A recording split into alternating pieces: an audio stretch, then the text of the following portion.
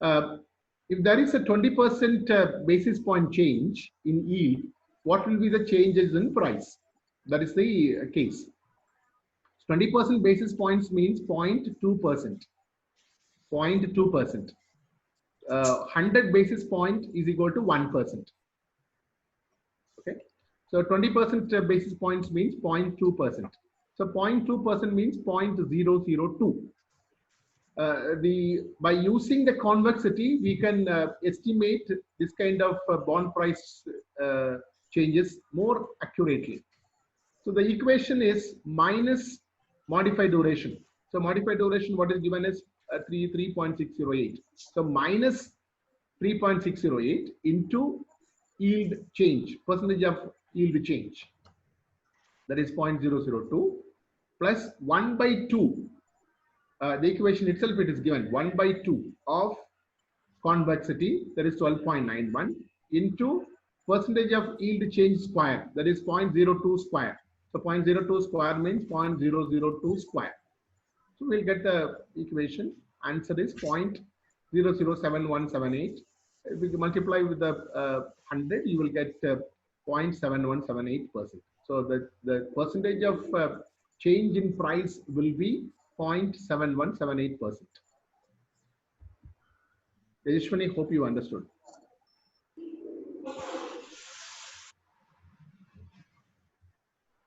You're clear, Tejashwani? Okay. Now, the last one, we have the interest rate swaps is for section A. This interest rate swaps you might have studied in international financial management. It is basically the swapping, the interchange between one interest rate with the other interest rate. It's called interest rate swaps. We call it IRS. So IRS is a transaction involving an exchange of one stream of interest obligation to the other. So exchange of fixed interest rate with the floating interest rate.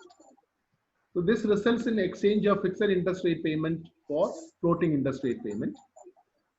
So this kind of interest rate swaps is involved only in banks, between banks.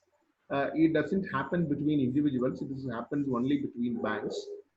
The bank between interbank borrowings. So one bank will borrow from another bank. So in such case, if there is an interest rate swap, one bank, there will not be exchange of principal payment. There will be only exchange of interest rate difference. Okay.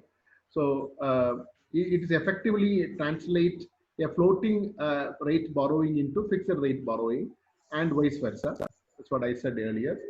Then the interest differential is paid or received. You don't, the company will not pay the principal payment.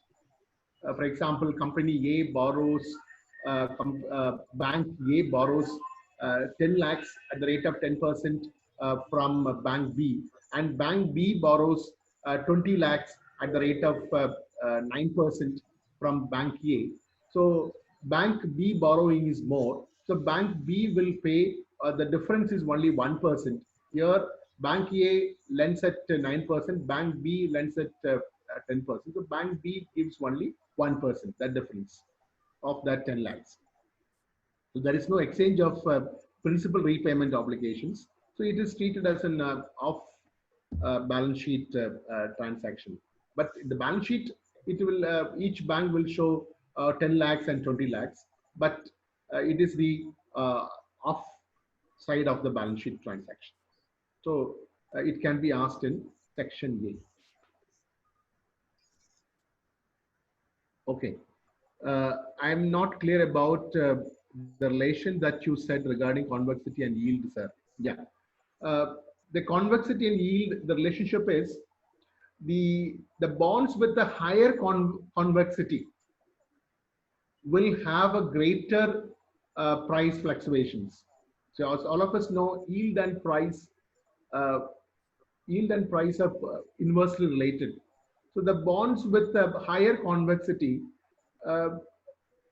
if the particular yield falls, certainly that particular bonds with the higher convexity, the price will increase more than the other one, the other bond, the bonds with the lower convexity.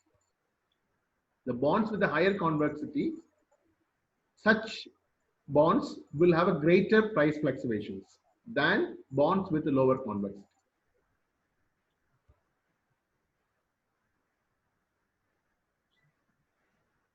Can you repeat the relationship between duration, convexity, and bond price? Relationship between duration, convexity. No, duration is the first derivative, duration and bond price. Okay. The second derivative is convexity and bond price. Okay. So duration, we look at the weighted average, how much time the company, the bondholder has to wait to get back its original price. Okay. So the convexity looks at what is the changes in price, how much the price tend to vary in with regard to the convexity. So there is no interrelationship between duration, convexity, and bond price. We cannot derive. There is a relationship between convexity and bond price. There is a relationship between duration and bond price, but we cannot derive interrelation between these three variables. We can say duration is a first.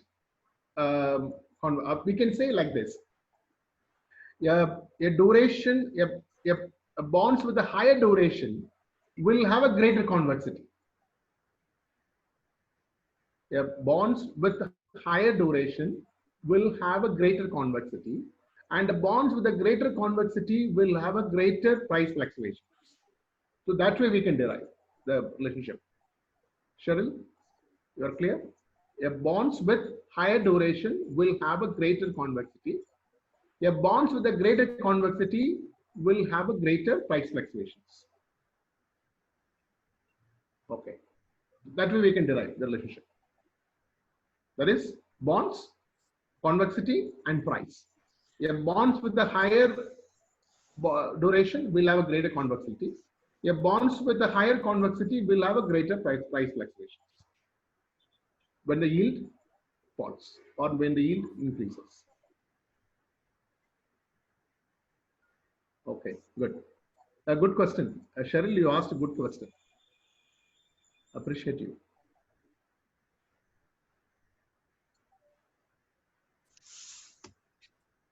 Any more clarification? Because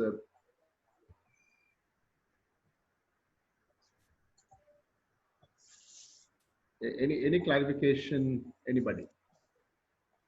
So with this, we are completing bonds, and we are moving to the next topic, next class. Equities. We are going for evaluating equities, equity valuation. With that, our entire syllabus gets over.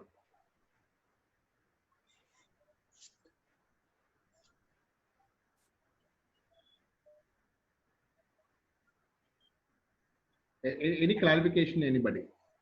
Anything you wanted to ask?